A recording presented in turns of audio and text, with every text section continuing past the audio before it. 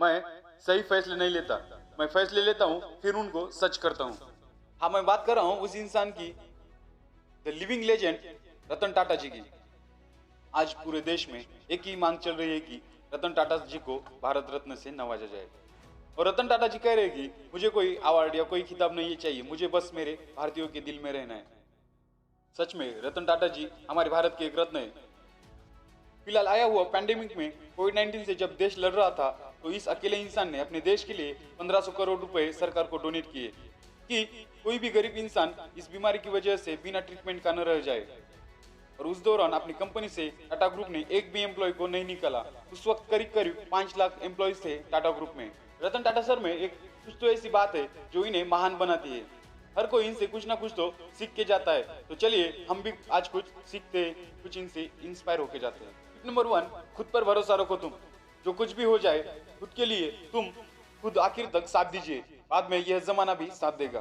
खुद की सोच इतनी बुलंद कीजिए कि कभी आपने आपकी सोच किसी और को बताई तो उसको भी विश्वास ना हो कि कुछ ऐसा भी हो सकता है। ऐसी कुछ बात थी उस वक्त की जब हमारे देश में घोड़ा गाड़ी, टांगा, साइकिल, तब अंग्रेजों ने हमारे देश में कार लेकर आए। बाद में हमें आजादी मिली और हमारे लोगों ने कार खरीदना और बेचना शुरू किया।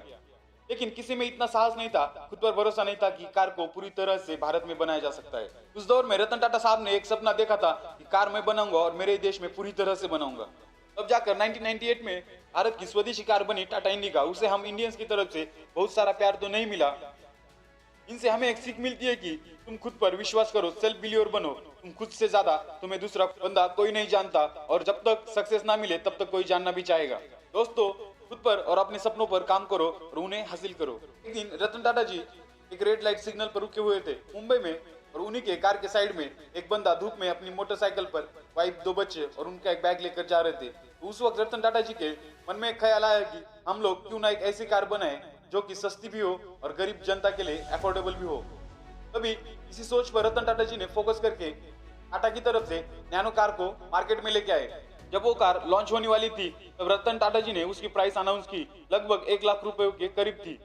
कुछ लोगों ने उस कार को अपनी फैमिली में हिस्सा बनाया और अपनी लाइफ भी आसान कर ली, परंतु उतना सक्सेस इस कार को नहीं मिला। सन 1998 में लॉन्च की हुई टाटा इंडिका कार को भारत में इतना ज्यादा प्यार नहीं मिलने के कारण रतन टाटा जी ने एक फैसला लिया कि हम इस कार के कारोबार को बेच देते हैं। तब एक मीटिंग फिक्स हुई डेट्रॉइट में फोर्ड कंपनी के मालिक बिल फोर्ड साहब से। इस मीटिंग में रतन टाटा सर गए और जो बिल फोर्ड साहब थे, रतन टाटा सर का अपमान कर रहे थे कि आपको इस बिजनेस की नॉलेज नहीं, यह बिजनेस कैसे संभाला जाता है यह भी नहीं पता, आपने ऐसे बिजनेस में कदम क्यों रखा, इस कंपनी को खरीद कर हम आप पर एक एहसान कर रहे हैं।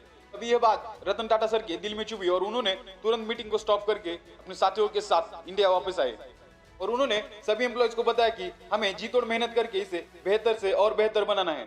कहते हैं ना, समय किसी का नहीं होता। जिसका आज बुरा चल रहा है, किसी का बहुत अच्छा, यह समय एक दिन निकल ही जाता है।